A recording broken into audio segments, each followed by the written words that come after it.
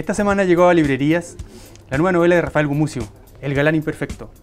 Una novela que dio que hablar aún antes de que se publicara y que animó una sabrosa y apasionada polémica literaria, una suerte de mini lucha de clases en la narrativa chilena.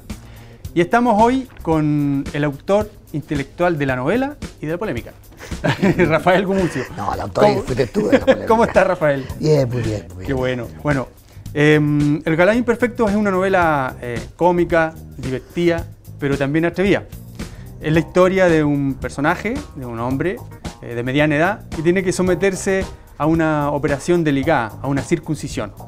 Y hay en la novela de ahí parte toda una narrativa en torno al sexo masculino, que como dije es cómica, pero también tiene su dosis de provocación, ¿no es cierto, Rafael? Es una novela un poquito atrevida.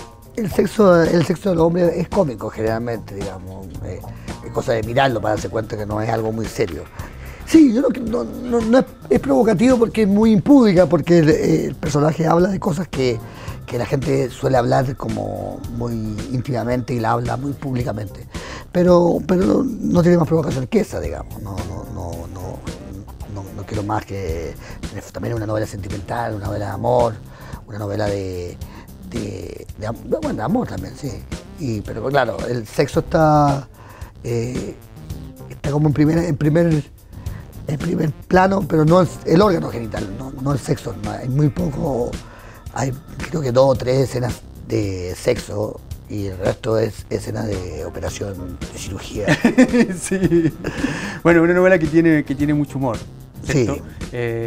Tiene su momento dramático, pero todo esto mediatizado por una mirada divertida, que conversábamos otra vez que no es muy habitual en los libros chilenos. No. Siempre nos reímos porque Roberto Merino hizo una antología del cuento humorístico chileno y uno de los libros más desoladores que se puede leer.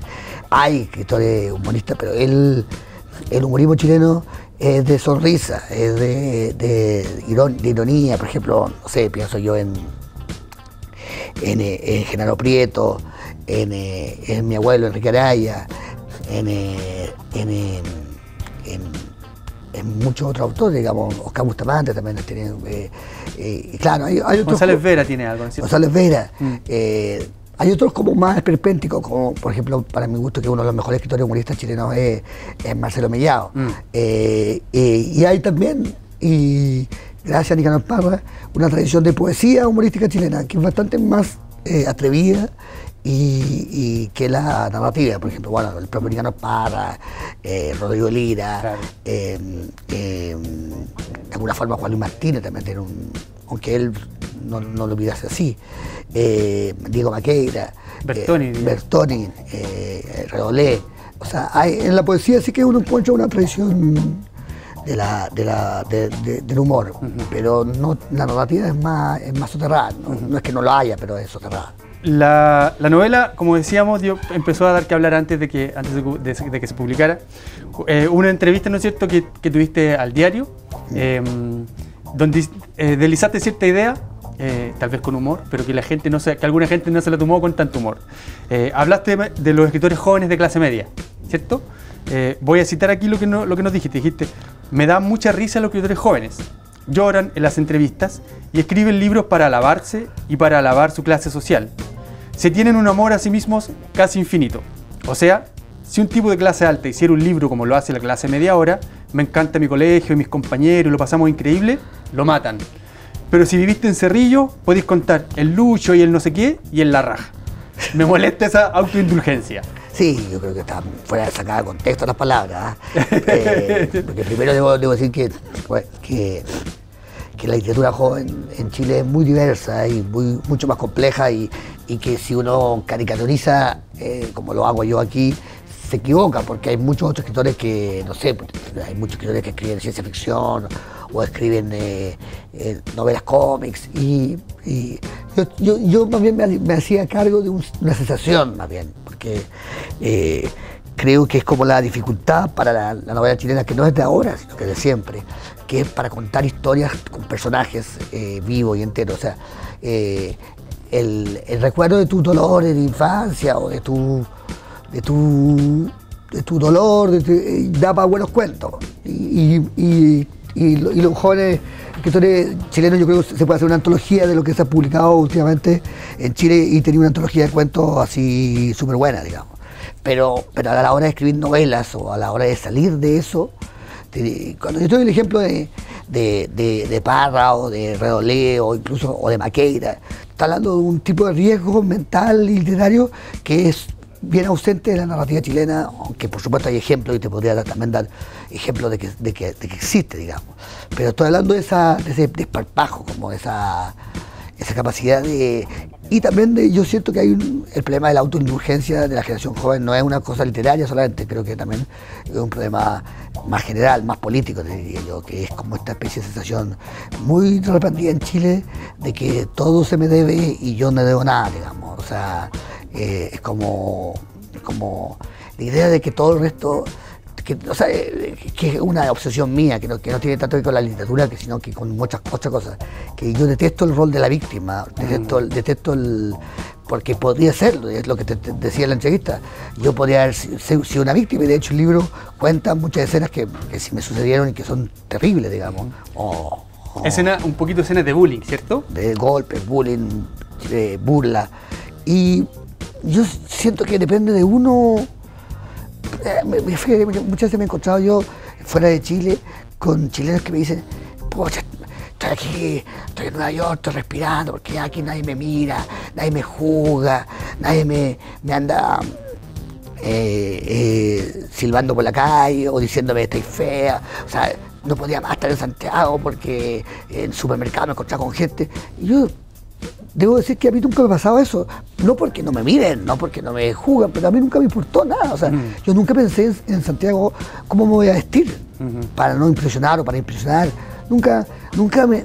Y yo viví en los años 90, o sea, no, era peligroso. Yo nunca me dio mis opiniones, nunca he dicho...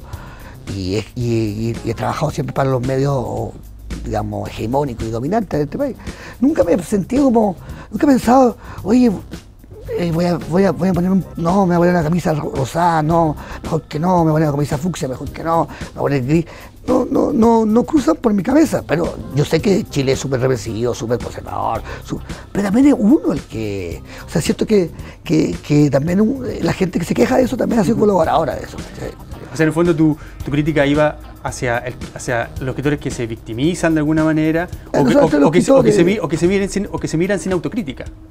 Yo creo que el rol de víctima es un rol súper raro y igual cuando tenéis 25 años, 35 años, no sé, que ahora 35 años es como tener 12 antes. ¿Por qué? Porque la edad ha cambiado, digamos. Ahora cuando se comprende, digamos. Pero después de la determinada edad, yo ahora soy como cada vez más consciente de qué parte de culpa tengo yo en todo este asunto. Es cierto que también yo soy de una generación que es muy culpable de todas las cosas que pasan acá, digamos, de las buenas y las malas, más de las malas que de las buenas, diría. Pero yo no me pienso como una víctima, digamos, no pienso que nunca me pensé mucho como eso, pero hoy sería una patudez de mi parte. Entonces, se te contesta como con mucha insolencia, como diciéndote, tú eres un privilegiado, y es verdad, yo no tengo problema, pero también los privilegios son para todos lados. O sea, lo que yo decía, hay un escritor que se llama Richard Sandoval, y yo le digo, y dice, tú, no él, pero tú todo te lo debes porque te llamas mucho. Y yo le digo, todo lo debes porque te llamas Richard. O sea, llamarse Richard también es un privilegio, porque si se llamara Guillermo Sandoval, no lo leería a nadie, digamos. O sea, quiero decir que estoy cansado de que los privilegios solo se vean de un lado. Además que creo que es completamente equivocado porque es no comprender nada de lo que es la literatura y el arte, porque la literatura y el arte tiene otros equilibrios de poderes distintos a la finanza, por ejemplo. O sea, en el mundo de la finanza, si tú eres homosexual, de izquierda, pobre, es súper malo, ¿cachai? Pero en el mundo del arte eso es el poder. El poder no lo tienen los ricos en el mundo del arte. El poder económico sí, digamos, pero el poder simbólico no. El poder simbólico una vez estaba en Nueva York y fui como a una galería de arte vanguardista y era la época de la guerra de Irak y decía, si hubiera uno de estos pintores que estuviera a favor de la guerra de Irak, ese sería vanguardista, porque este estaría rompiendo con el poder. Y ese sería ahí es valiente. Por supuesto que si este tipo estuviera en Wall Street y fuera a favor de la guerra de Irak, ahí no tiene nada de valiente, digamos. Entonces me dice, no, es que tú te estás molestando, el pobre escritor que vive en la legua y que hay balazos. Oye, y ojalá tuviera, eso es un tesoro, digamos. Un tesoro narrativo. Pero, digamos, por ejemplo, mi amigo Alberto Barrera, que es un gran escritor venezolano, pucha, para él es terrible lo que está viviendo, pero como escritor, o sea, es un privilegio. No sé, Horacio Castellanos Moya y Rodrigo Rey Rosa. Son dos gigantescos escritores, también le deben todo a Guatemala, a El Salvador, a todo esto. No quiero decir que, o sea, ellos quizás hubiesen preferido vivir una vida más agradable, pero quiero decir que cuando se habla de literatura no se pueden usar los mismos conceptos que se hablan cuando se habla de economía o cuando se habla de política. Yo creo que es un error de gente que no conoce lo que es el arte. O sea, yo nunca miré a Lemebel o a Bolaño como un pobrecito, digamos. Muy por el contrario. Rafael, en esta especie de discusión que se armó, se animó mucho a través de redes, ¿cierto? Y entre otras cosas, se te criticó que tal vez tu mirada era más bien una mirada, por decirlo de alguna manera, burguesa. Decía una especie de reacción burguesa ante la irrupción de los rotos. ¿Hay algo de sesgo de clase, sientes tú en tu...? Es raro porque esta novela es la única que no habla de este tema y no le interesa nada este tema. Esta novela podría pasar en cualquier parte. Pero yo escribí una novela que se llama La Deuda, en 2009, en que yo hablaba de este tema y hablaba de la irrupción y todo el mundo me dijo que estaba hablando de unas tonteras. Primero hablaba de corrupción política y me dijeron en Chile no hay corrupción política. Estaba hablando de unas tonteras, ¿no? Y hablaba también de la plata y la política y de la relación entre la plata y la política. También me dijeron que estaba hablando de unas tonteras, que eso no estaba pasando, no pasaba acá. Luego me decían estos temas de la clase. No importa. Y el tema de la izquierda con la plata y el tema de la izquierda con las clases también no importa. Bueno, yo creo que al final, como nadie lee, si estos chicos leyeran o leyesen, sabrían que el tema ya yo lo traté, digamos, y que ya lo conozco. Puede ser que... Ahora, la novela es un género burgués. Y ellos también lo son, digamos. No. Cerrillo no es una comuna popular, es una comuna burguesa, digamos, de pequeña burguesía. Claro. Una burguesía pobre, si queremos. Pero es burguesa. Escribir en prosa es burgués. Escribir frases pegadas con frases para contar una historia de burgueses, digamos. O sea, solo los burgueses pierden el tiempo escuchando historias de gente que no existe. Una idea burguesa, la gente. Los aristócratas y el pueblo no hacen eso, digamos. Los aristócratas y el pueblo escriben poemas épicos, claro. Poesía, o no escriben nada. O no escriben, claro. O escuchan la... O escriben poesía popular. Sí, claro. Pero no es eso. Ahora, no sé a qué iba, pero a alguna parte iba. Que en esta discusión te achacaron un poco una reacción... Y puede que tengas razón. Y yo, ¿sabes qué? Encuentro súper bueno esa pelea, porque encuentro que incluso mi molestia me parece súper bien porque significa que algo está pasando y yo me alegro. O sea, me alegro de mi incomodidad. Yo mucho tiempo viví un poco desesperado porque sentía que no había nadie. Yo trabajaba en el Clinic y no había nadie como a la izquierda del Clinic. Y ahora sí hay, o sea, no había nadie que nos decía, viejos de mierda, ¿hasta cuándo? Y ahora sí hay. Bueno, era esperable. No es que a uno le guste que le digan eso y se resiste como y se pelea, pero está bien que sea así, digamos, está bien. Ahora vamos a ver en la cancha, digamos, donde están los gallos. Yo igual, el problema no es tanto con esta generación joven, sino con algo en la narrativa chilena en general, sí, es difícil nombrar, estoy hablando de los grandes escritores, sí, claro. Personajes inolvidables de la Sí, estoy de acuerdo contigo. El único personaje que es lo que dice mi amigo Neil Davison, los chilenos son incapaces de meterse en la cabeza de nadie más que de sí mismos, por eso son grandes poetas, digamos, o sea, porque son creadores o sea, Neruda escribió un solo personaje, se llama Pablo Neruda, están todos, y Pablo Neruda es una piedra, y Pablo Neruda es un sindicato, y Pablo Neruda es una puerta y un caldillo de congrio, y nunca se habla de caldillo de congrio, se habla de Pablo Neruda transformado en caldillo de congrio. Claro. Quizás en la poesía el que más ha jugado con eso es Nicanor. Claro. Pero es que Nicanor Parra es el que vio este problema y lo denunció, pero no salió del problema. O sea, Nicanor Parra siguió escribiendo, Nicanor Parra hasta el Cristo de Elqui empieza el Cristo de Elqui, y es una salida de Parra de sí mismo, pero ya el quinto poema ya está de vuelta Nicanor Parra. Claro. Puede resultar raro porque se supone que yo tengo fama de ser un ególatra que solo habla de sí mismo, pero yo sí siento que aprendí últimamente a crear personajes y a crear presencias distintas a la mía en la novela, y a mí me gusta eso que pasa. Como que cuando un personaje crece y te obliga a ir a otra parte. Oye, Rafael, en esta discusión, esta pequeña polémica que hubo, muchos se sintieron tocados. ¿A quiénes te referías tú específicamente? No, yo creo que era una cosa ambiental. Y me refiero más a las entrevistas que a los escritores que a sus libros, digamos, porque como te digo, yo no soy especialista, yo leo por placer y generalmente trato de no leer. Si leo una entrevista a alguien que está diciendo pues tonterías, trato de no leerlo, digamos. No sé, porque tuvo gente que pensó que te referías a Paulina Flores. No, o sea, además, nos reíamos con un amigo porque si ponían la foto de la Paulina Flores y la foto mía y dicen lucha de clase en Chile, todo el mundo va a pensar que soy yo el pobre. O sea, no, todo el mundo diría, oye, esta rubia de clase alta se está molestando a este pobre. No, Paulina Flores es muy talentosa y muy buena escritora. Lo que estoy diciendo es como... También hablo de un rumor crítico, de un rumor periodístico, que es como la autoalabanza de... O sea, a mí me parece súper interesante que alguien hable de Cerrillo o de Conchalí, pero es el comienzo, digamos. Punto de partida. Claro, no es el punto de llegada. Y muchas veces yo leo críticas, pero eso es una cuestión del mundo contemporáneo. ¿Cachai? Que la gente te habla de los libros y te habla de los temas. A mí me dicen, ¡oh, increíble la narrativa de la frontera! En México, que es muy buena. Claro, sí. Pero, ¿y por qué es buena? Porque habla de la frontera en México. Claro.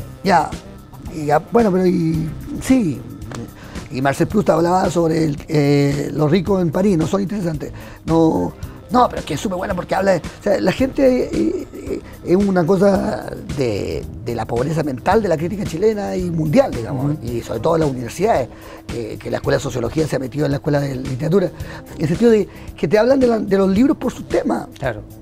Entonces, yo creo que son interesantes. Yo no soy de los que creen que el tema no tiene importancia. O sea, no quiero ir al otro lado de que solo me importa la prosa o el lenguaje. No, para nada. Pero hay un justo medio, digamos. O sea, como te decía, me dice, es que él escribe desde la legua. Y digo, bueno, con ese privilegio, con esa cuenta corriente tiene que escribir súper bien. Porque él tiene una ventaja. O sea, él parte con ventaja, digamos. Entonces, yo ahora que tiene ventaja, quiero que además... Porque él, o sea, no sé, Jean Genet, el escritor francés, homosexual, ladrón.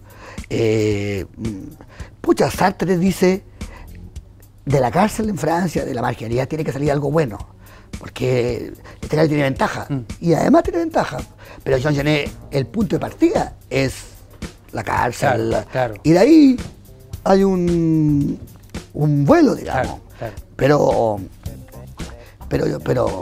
Jean Genet, o sea, lo que Sartre o todo lector siente por Jean Genet es envidia, porque puta, tenéis suerte, tenéis cosas que contar. Claro. Y además tenéis talento. En este caso, ponte tú, Rafael, hablando de esto, ¿qué te parece a ti la narrativa del MBL o de Hernán Rivera Letelier? Que ambos tienen como mundos propios, que uno podría decir, ¿no es cierto? Vaya, que patrimonio con el que cuenta. Bueno, yo creo que te contaba que mi mujer, que es traductora, tradujo un texto de MBL. Yo, como trabajé con él y no me caía particularmente bien, lo miraba un poco a huevo, digamos. Pero cuando lo tradujo, ella me preguntaba, ¿qué significa esto? Yo le decía, significa esto también y esto también. Y todo esto significa al mismo tiempo. O sea, el lector asume distintas, y yo digo, ahí hay una gran literatura. O sea, ahí hay un tipo que sabe que el lenguaje no es transparente, que no me está comunicando como diciéndome esto más esto, ¿cachai? No me está diciendo juntémonos a las 3 de la tarde en los sauces. Y eso es bueno, y eso que el MBL, por ejemplo, me parece que sus ideas eran básicamente muy populistas y muy facilonas, pero sus textos muchas veces niegan su idea, lo obligan a ir a otro lado. Y eso, ahí hay un escritor, digamos, un escritor que su literatura lo obliga a contradecirse, porque ahí hay un talento. En Nando Arenas no lo he leído y le tengo mucha simpatía personal, entonces no, quizás por eso mismo no lo he leído. Que a veces cuando hay un escritor que me cae muy bien, trato de no leerlo para que no me caiga mal. No, pero a mí me parece que, como te digo, no me sirve para nada la experiencia, pero yo la encuentro una ventaja.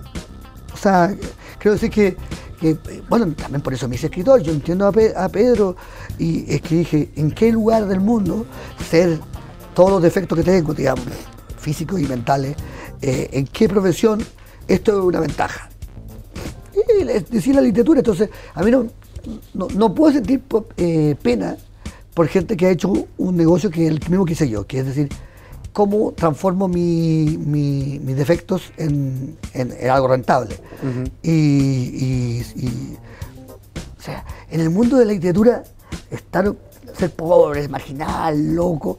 Lo que se lleva, lo que se valora. Es como se llama, compatible con el cargo, digamos. Perfecto. O sea, es lo que se busca, digamos. Si yo soy un headhunter, voy a buscar en ese mundo, digamos. Y a mí me da risa porque a veces siento que estos lectores solo conocen mi nombre o mi apellido o los fantasmas, que no saben que yo soy uno de ellos, digamos, un marginal más, pero de otra manera, digamos, pero siento que la incomodidad es importante, pero hay una cosa que ser un muy buen escritor como es Lemebel y ser un gran escritor.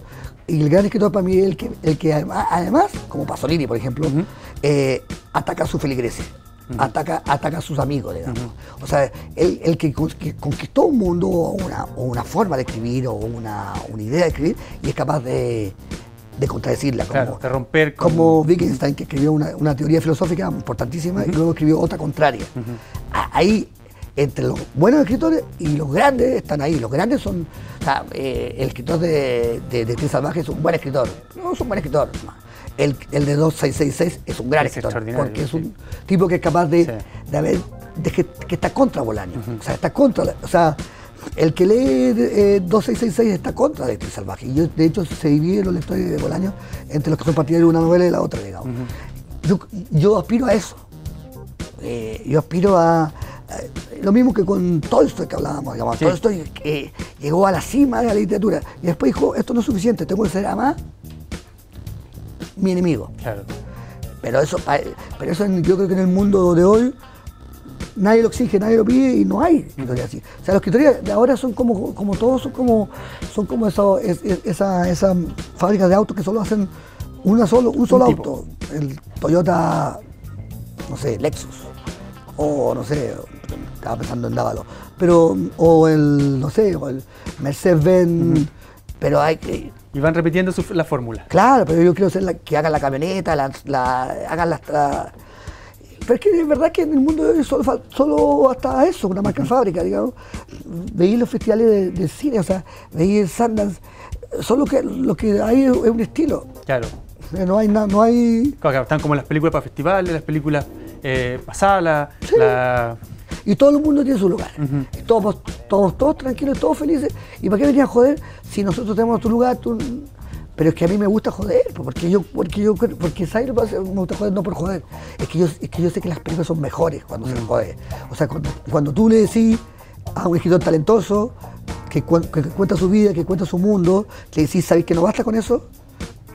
No basta con que me emocioné y me hagas llorar, porque lo lograste. Quiero que además me hagáis, que te preguntéis por qué tu papá es así, por qué tú eres así, y qué culpa tienes tú en todo esto, y qué hiciste tú, y qué recibiste tú, y qué diste a cambio, y qué crímenes tienes tú. Hasta que no me muestres tus manos manchadas de sangre, yo no vaya a ser grande.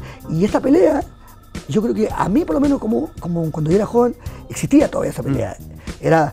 Aquí hay 4 sillas y somos 5, y no vamos a estar todas las sillas, así que hay que pelear por las sillas. Esa pelea fue súper buena, me hizo mucho bien como escritor. O sea, muchas veces porque tú eran cosas como o sea, ningún escritor chileno escribe diálogo. Yo decía, tampoco escribo diálogo, pero me puse a escribir diálogo para y entendí que el diálogo no solamente era poner diálogo, sino que era darle fuerza a los personajes para que pudieran hablar. Voces, claro, sí. Y darle voces a gente que tú no conocí, con la que no estás de acuerdo. Eso para mí fue la batalla literaria de mi vida, digamos, y estoy recién empezando. ¿Y tú te sientes en eso? ¿Te sientes en esa especie de, por decirlo de manera, esa carrera para ir variando, para ir rompiendo con tus propios... Bueno, en este libro yo hago como una especie de muestrario de todas las técnicas del siglo XX, no todas, pero muchas, digamos, como la correcta conciencia, los diálogos que no son diálogos, los diálogos que se transforman en los monólogos, los cambios de narradores. Y claro, o sea, para mí todavía existe como este juego entretenido de decir, oye, voy a hacer lo que yo leí, que me gustaba, digamos. Voy a escribir como la gente. Luego, las cosas sobre las que escribo son las que conozco nomás. O sea, siempre me molestaba cuando decían, no, es que este es un narrador de la burguesía chilena. Es que no tiene ninguna importancia.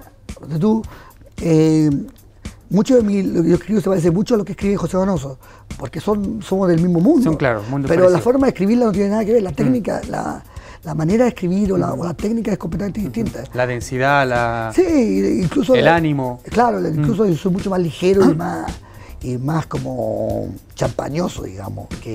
Más desgarbado. Y más poético y menos intenso, digamos, y menos obsesivo.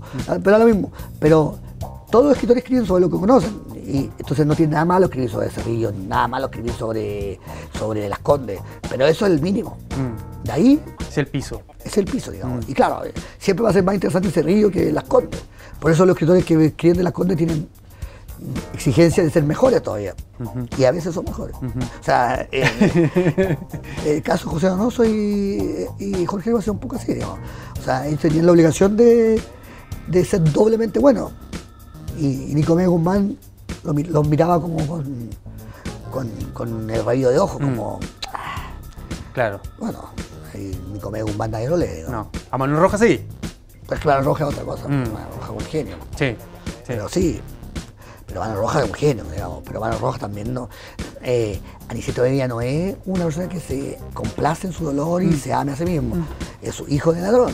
Y el caso de González Vera, que es como, en el fondo, está en el centro de la tradición chilena. Claro. Tú lees El Conventillo y es una crítica atroz contra el conventillo. De hecho, es hasta molesta el nivel de crítica acérrima que tiene contra las vidas, porque trata a los personajes del conventillo, el narrador, que también está en un conventillo, como vidas inútiles, como vidas, como seres desperdiciados, sin motivo, sin alma. Es heavy, heavy metal. Pasa que en Gonzalo Vera se nota menos, porque es como una mirada un poquito más... Sí, porque escribe limpio. Sí. Es como mi amigo Merino, que como escribe también, la gente no sabe las cosas que escribe y que son terribles. Oye, Rafael, apareció una entrevista tuya hoy día en El País. Sí. Y entre otras cosas, te preguntaban por tu estilo, parece, ¿no? Sí. Tú decías una mezcla de Norman Mailer y Truman Capote. Sí, yo la verdad es que estuve pensando en la mañana que me equivoqué. Porque es lo mismo. es como son ramos del nuevo periodismo. Están los dos. No, yo diría que a ver, es que es muy presuntuoso decir esto, ¿no? Pero yo creo que para mí Stendhal es muy importante y te diría Neruda o Proust, digamos. O sea, es súper feo decirlo eso porque yo soy chileno, pero Neruda me parece un personaje en muchos aspectos detestable, pero tiene mucha influencia en lo que yo escribo.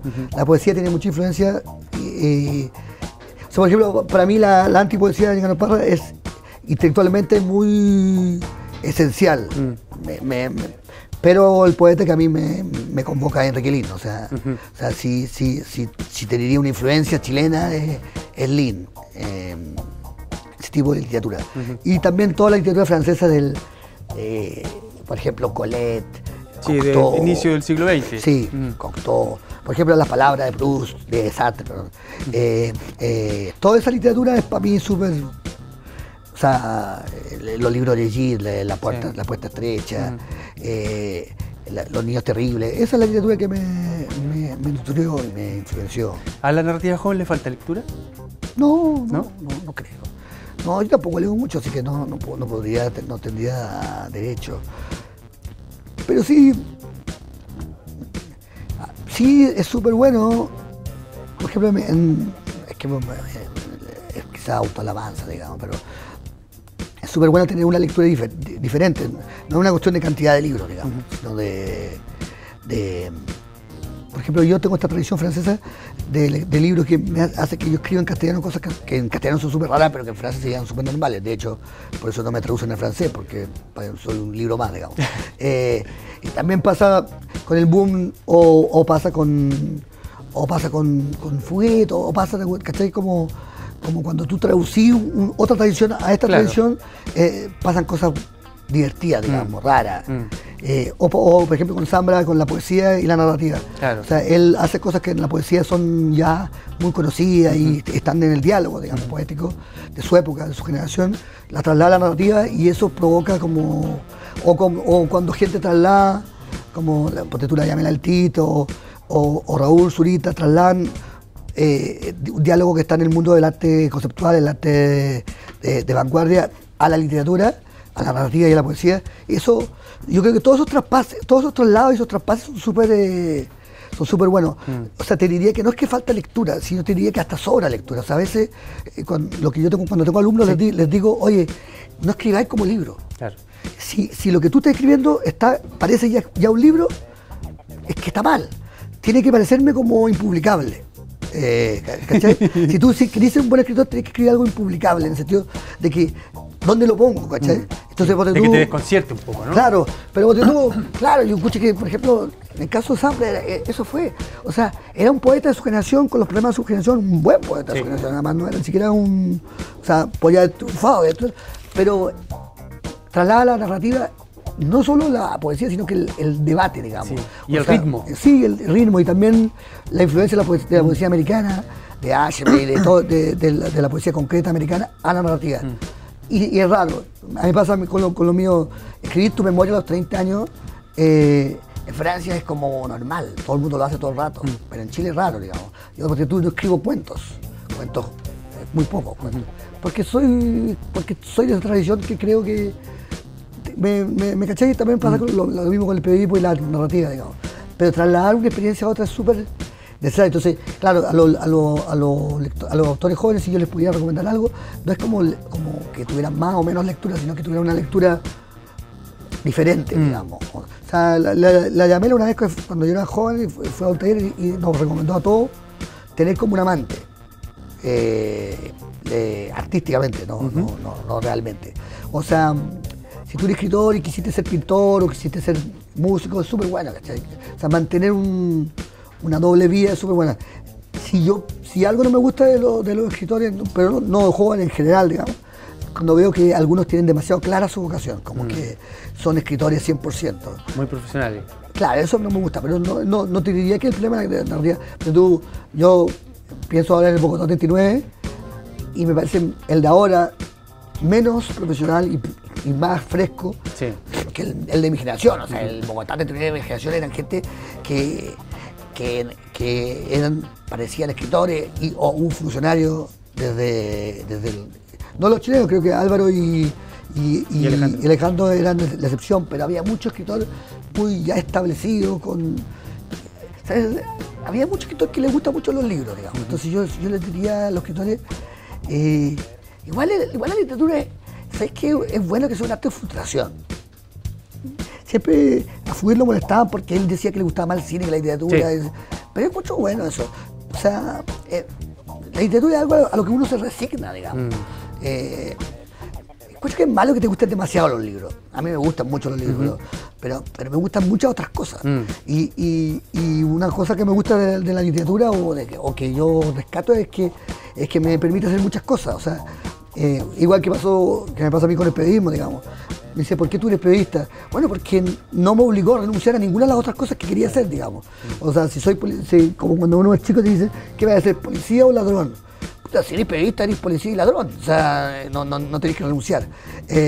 Sí, a mí me gusta la música, me gusta la pintura, me gusta la literatura, me gusta la actuación. Podría haberme dedicado a cualquiera de esas cosas con un éxito increíble. Por ejemplo, siempre pienso que yo habría sido tan buen actor, cómico, por supuesto, no galán. No, claro, no dramático. Y no lo fui. Y digo, bueno, pero igual soy escritor que es ser actor un poco. Una forma, claro. O pintor un poco.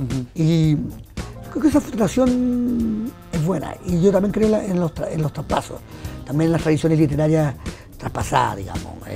Alguien, por eso fue al arte chileno, el exilio de Pinochet le debemos mucho, porque o sea, la cantidad de escritores, artistas y músicos y pintores, no solo los exiliados, porque ya, sino porque tú, influencia exiliado, cuando tú hablas con Jorge González, él era súper contra los exiliados, súper contra los...